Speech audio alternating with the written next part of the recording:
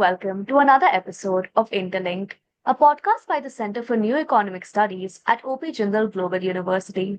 Interlinked delves into the complex, interdisciplinary challenges shaping our world today.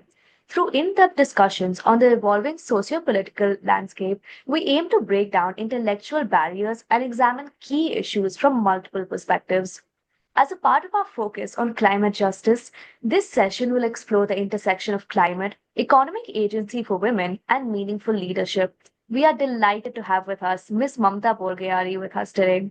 She is the executive director of She Changes Climate and is a leading advocate for women's leadership in climate action, particularly amplifying voices from the global south.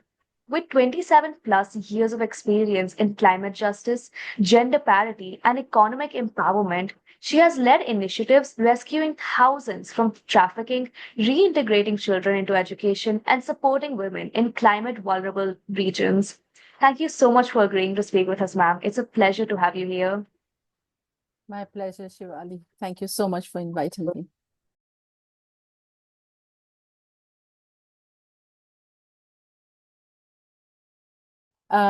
So that's a very interesting question, Shivali. And I think if I reflect back, my entire career, the journey has led me actually to doing what I am doing now.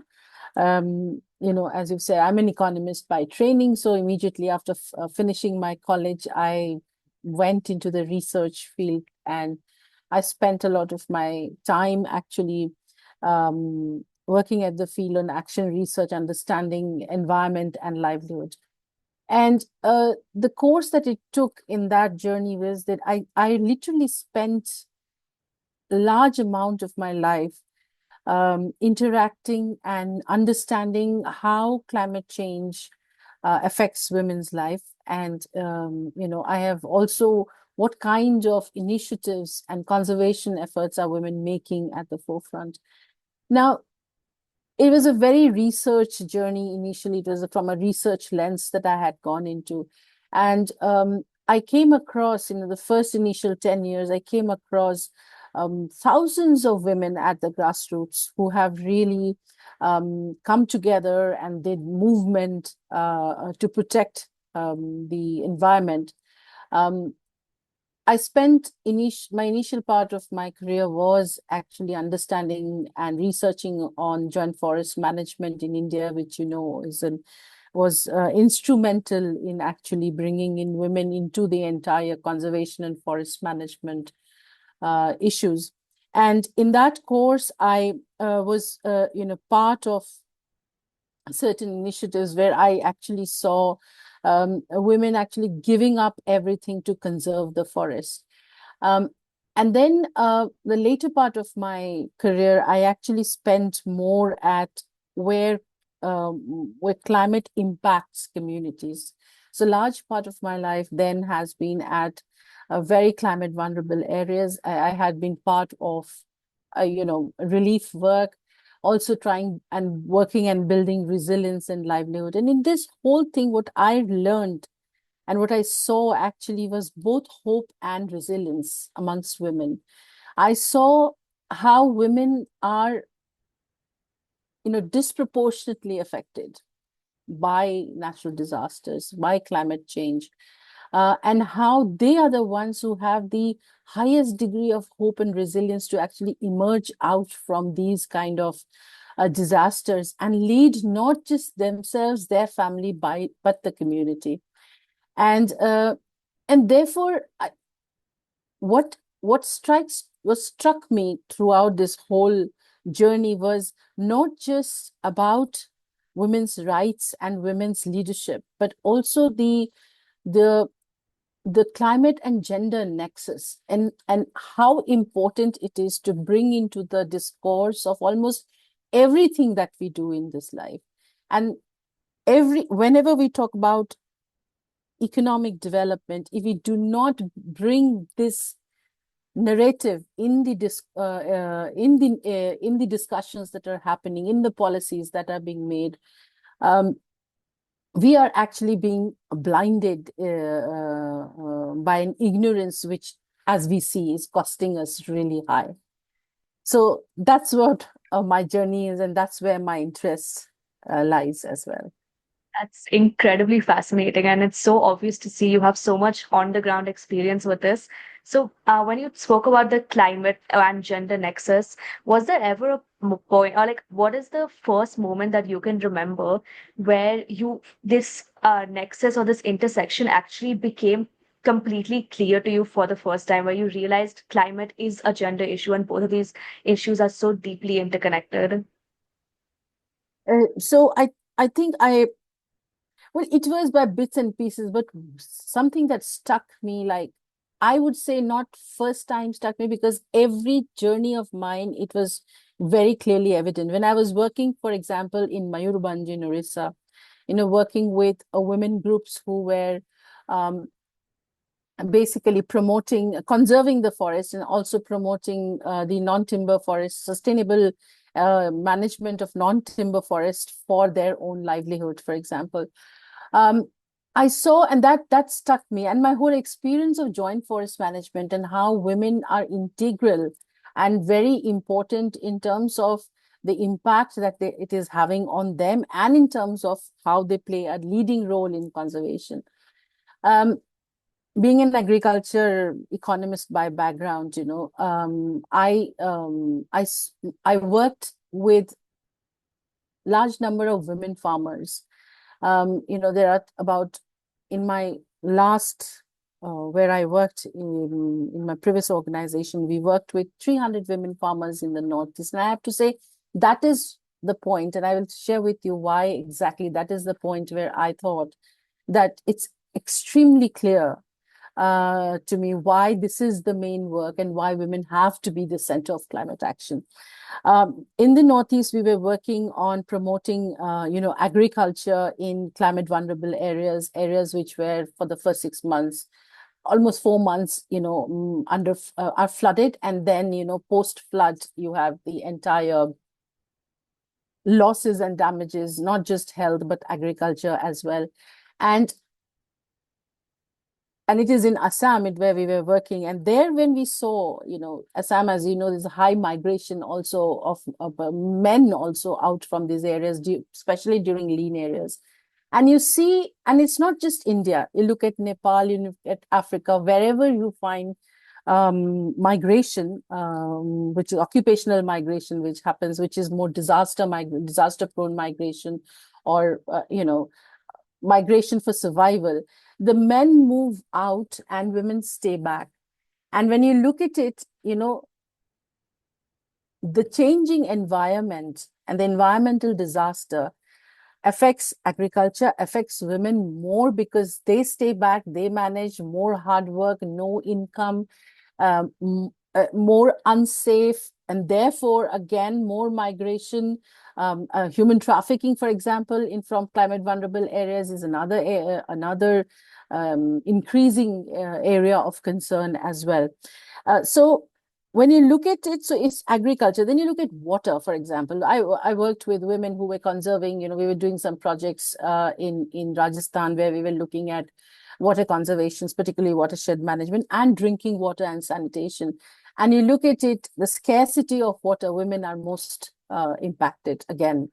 So they are the ones who will have to travel many hours more. They are the ones who are, and there's an interesting I'm sure you must have heard, is appalling. I saw that, I witnessed it, where women are actually, when men marry more women, because then they have more heads to carry the water load. So there is this whole concept of water wives that you will find, particularly in the dry areas in Rajasthan as well.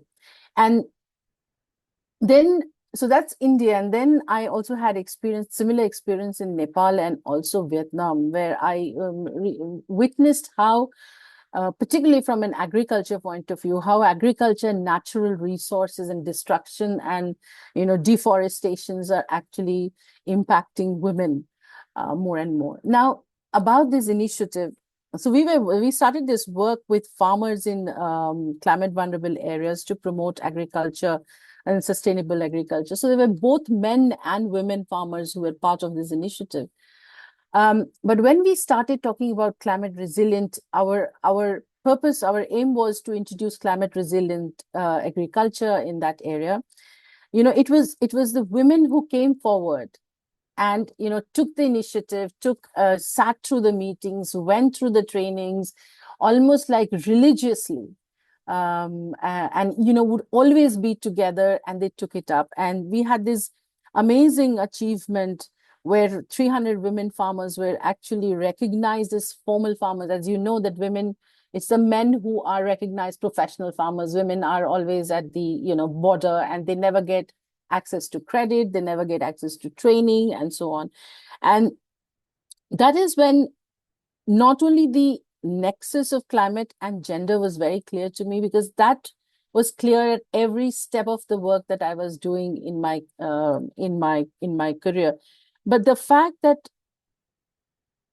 the leadership and the ability of women to lead solutions, and how not utilizing this unique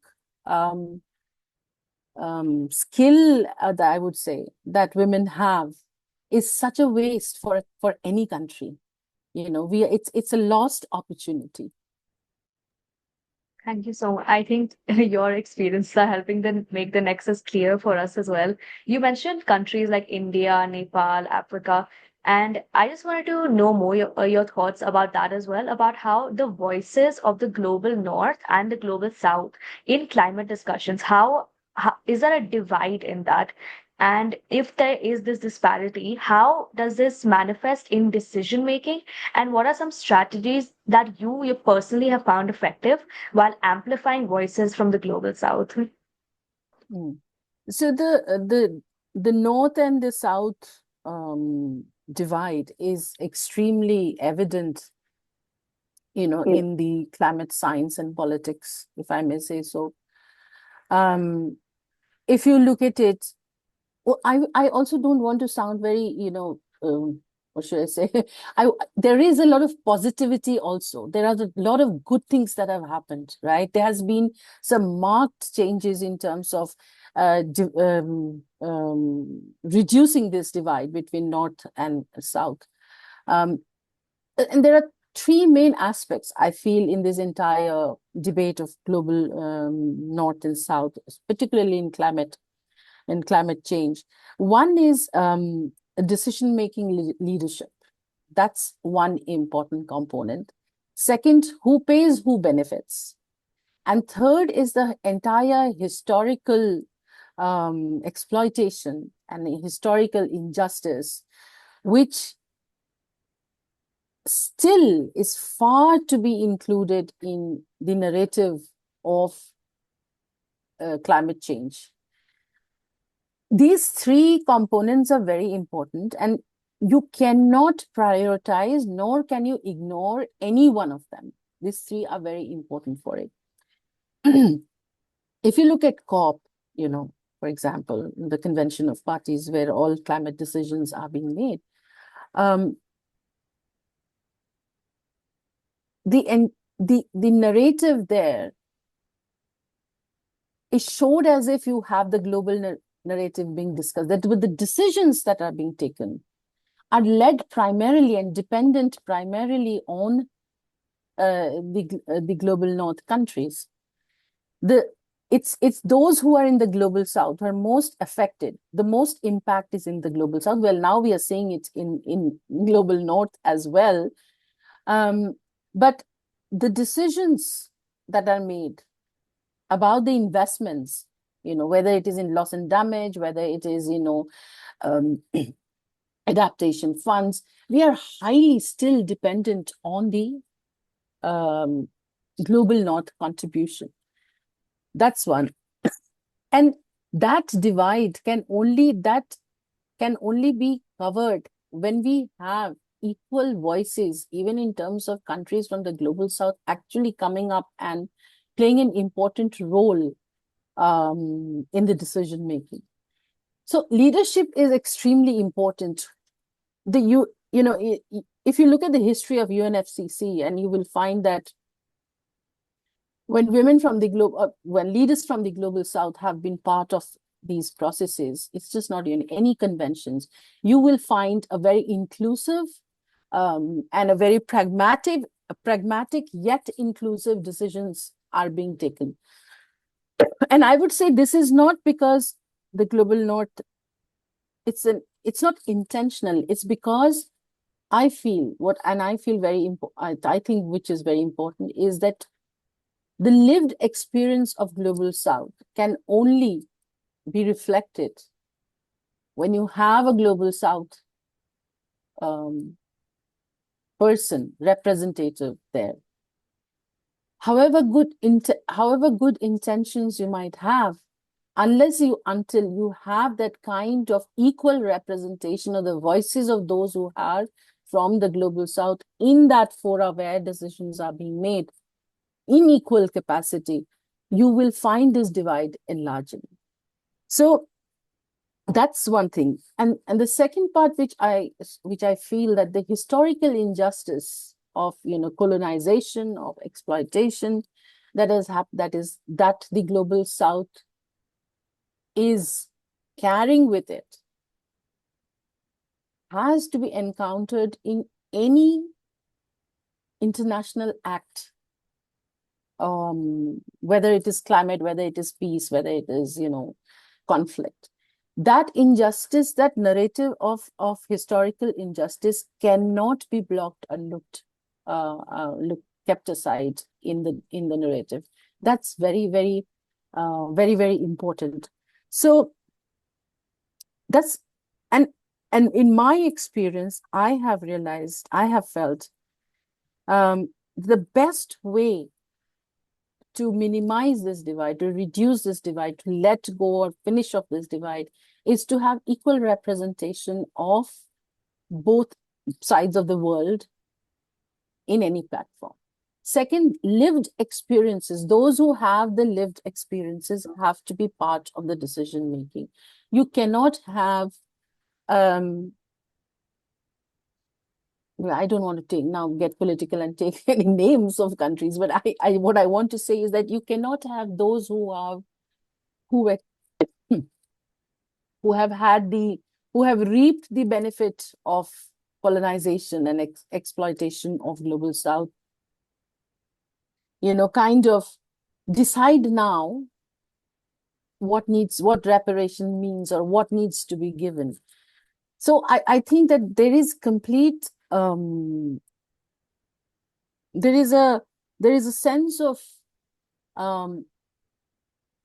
blindness, I would say, or it's not even blindness, it's almost like purposive non-recognition of these narratives in it.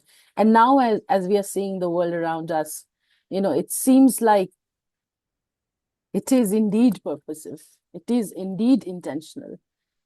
So yeah, and so I think that the lived experiences of global south needs to be part of the narrative in equal capacity. And I also want to put in here that global south is not just a victim of all, we are now the powerhouses, whether it is skills, whether it is resources, whether it is whether it is taking this first step towards sustainable economic growth. Global south has huge potential, is already demonstrating how to lead a sustainable economic growth. So we need to be treated not just with as somebody poor global south. I think we are now very much at equal par, and India, for example, is a leading example of how a country is moving ahead and taking an important position in global leadership, global economic leadership. I think the points you've raised about lived experiences is very valid. And like you mentioned, we also need people from the South coming up forward to become strong representatives, which brings us to the point of meaningful leadership beyond just inclusion. And what policies or frameworks do you think can be implemented to ensure that women and people from the global South don't just have a seat at the table, or token representation, but they are using that to actively shape the strategies around climate. Mm. Uh, Yes, tokenism is a big problem, you know, and tokenism is sometimes prevalent in the name of equity and justice. And you're very right in saying that how do we really ensure that tokenism is not being practiced throughout the world? And I I'm totally with you on this. I very strongly believe that it is not about the numbers, it is about who they are. So, for example, She Changes Climate as a movement, what we are really looking for, pushing for, is to have a 50-50 parity in all climate negotiation spaces. But we are also actively working at the country level to see who are these women, what kind of support do they need, how can we bring more women leaders into it.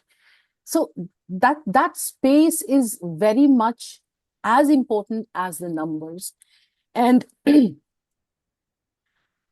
are two ways that we think that we can really, I think that we can really move ahead. One is to provide space for women to lead, and second is to skill them with certain techniques and create that kind of an atmosphere where they are skilled and have a very um, uh, safe environment to go ahead and take part in these negotiations or in this leadership role. Digital education, for example, I just wanted to speak about digital education. I think that science, STEM, bringing women leaders into women into these young students into this is surely a great way to move ahead on this. I think it's amazing that you're creating that space for women to come in, because this also connects to the point of how even though companies where women in leadership are performing better on environmental and sustainability metrics, but these firms often only receive a fraction of the kind of climate funding that other firms might. And according to you, this financial disparity that we see beyond even when we bring women into the work into the space, how do we close that gap? It's a survival question you've asked right now, Shivali. Are all women led or women rights organizations are really feeling the brink of this? We are all literally affected by this lack of financial support that needs to come to to these kind of organizations. I think there is a historical practice actually of not investing, not just in women, I would say in systemic changes, which it requires you to be inclusive. We have not had that kind of um, the kind of attention and investment required, let's say, in the indigenous movement, for example, or you know any of the marginalized groups that require the kind of investment, women being one of them. And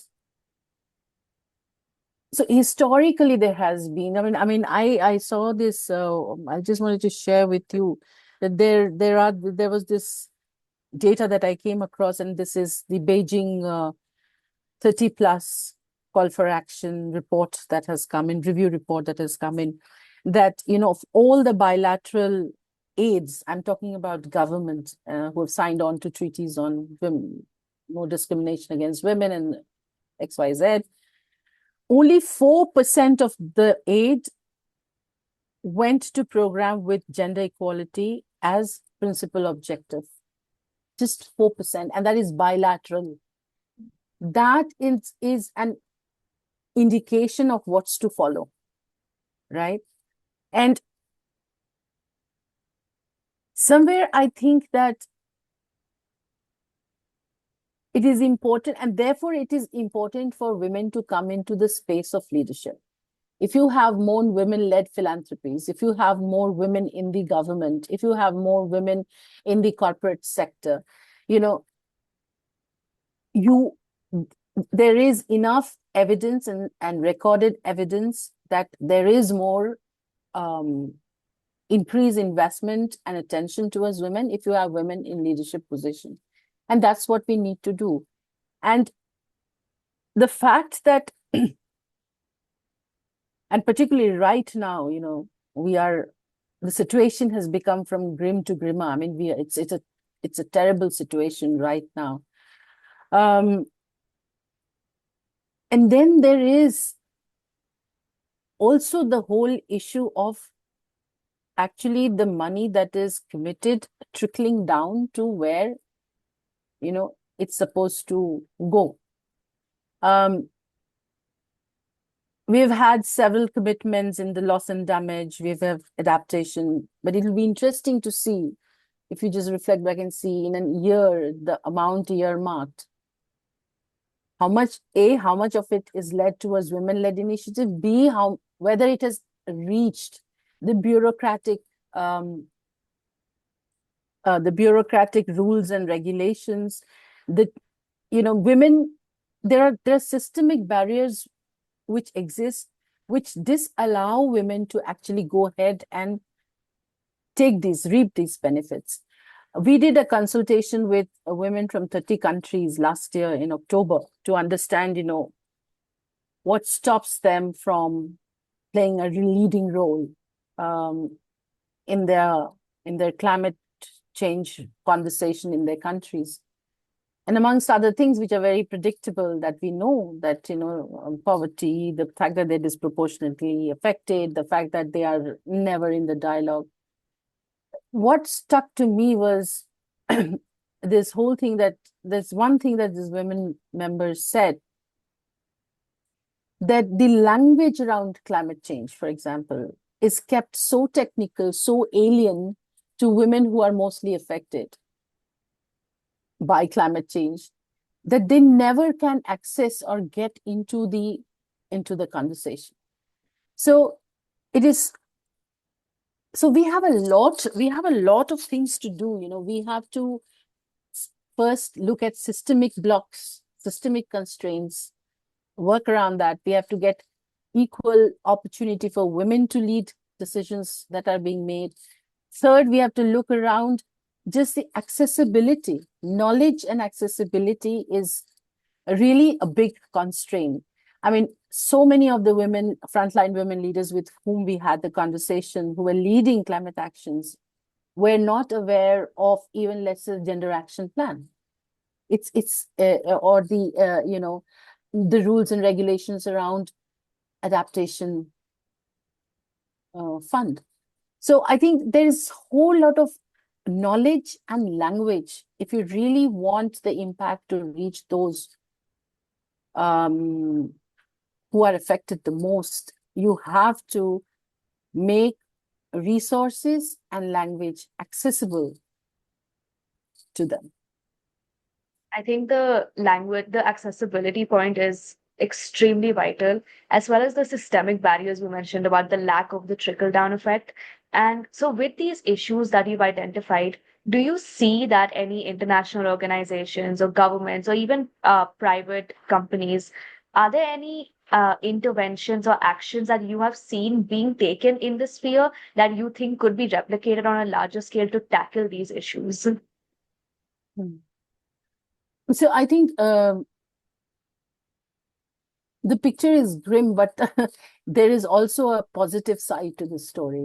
There are a lot of positive developments which are happening, which does not get into the narratives, which does not get highlighted, for example.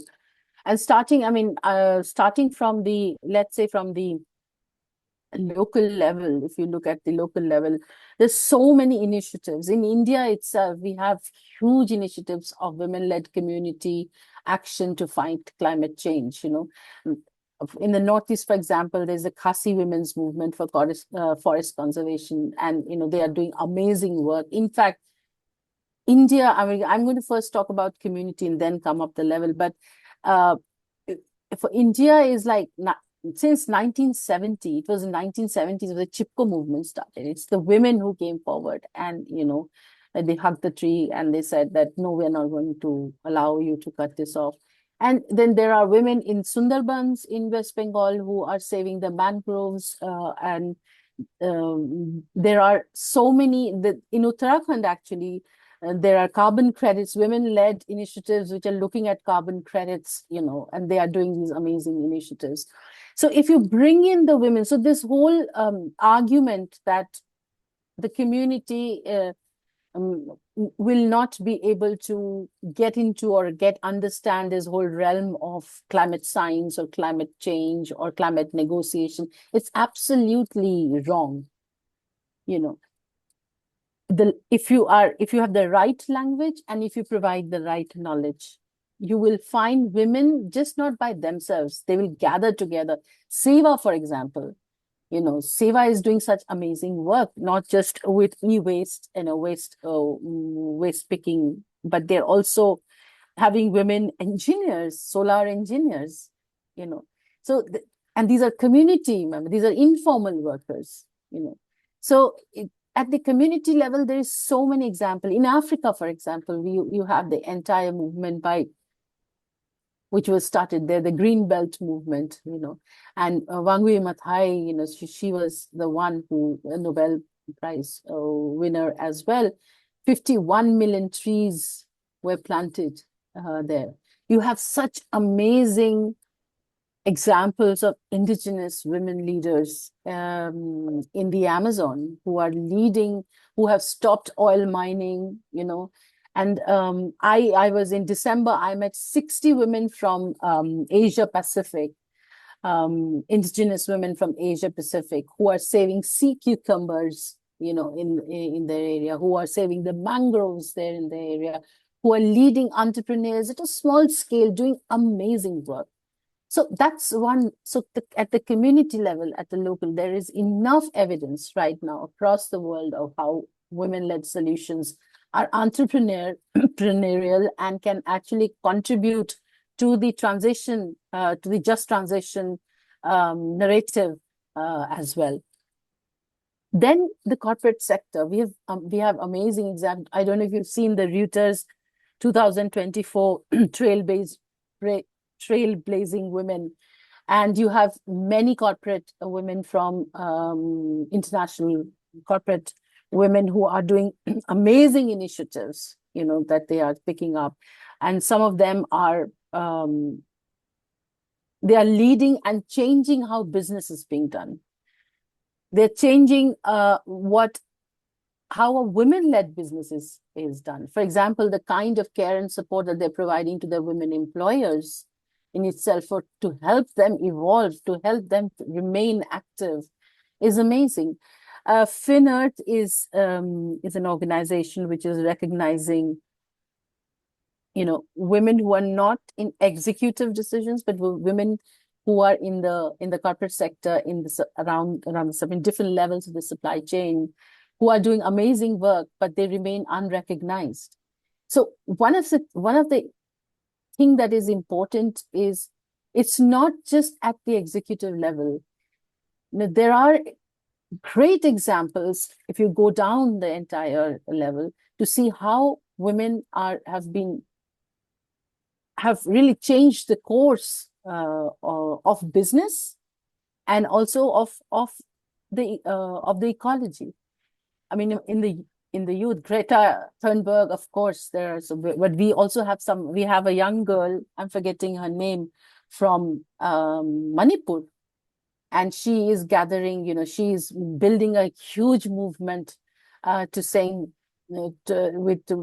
asking COP and asking the climate decision makers to, stop fossil fuel.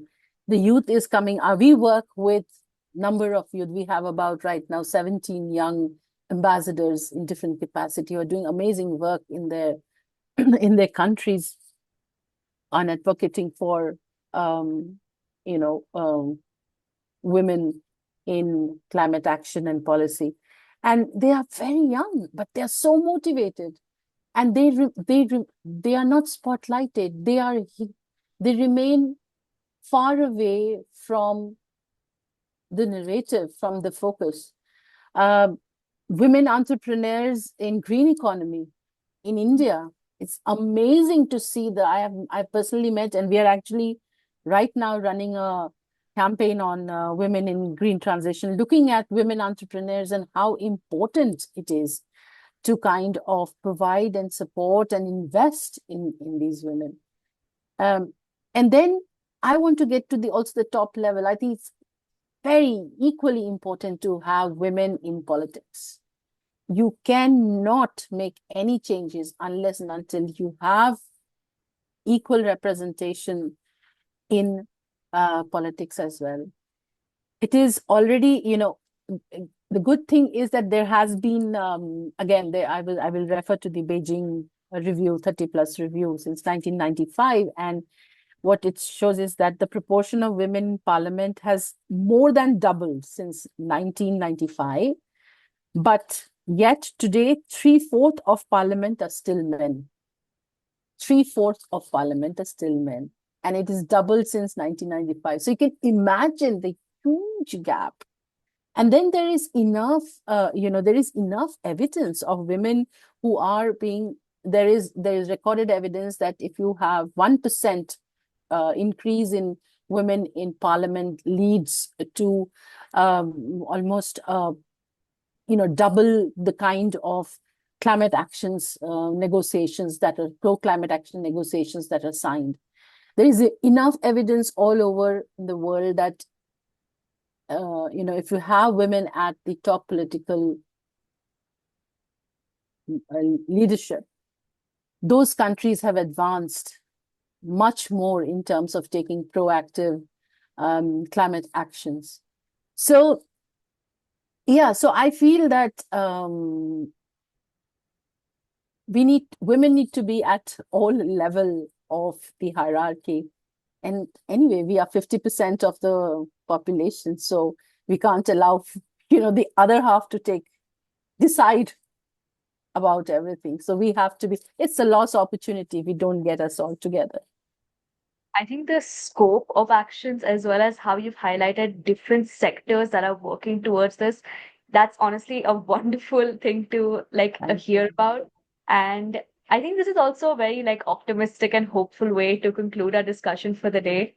And we truly appreciate the insights you've shared on this topic, as well as from your own experience. It was very heartening to hear.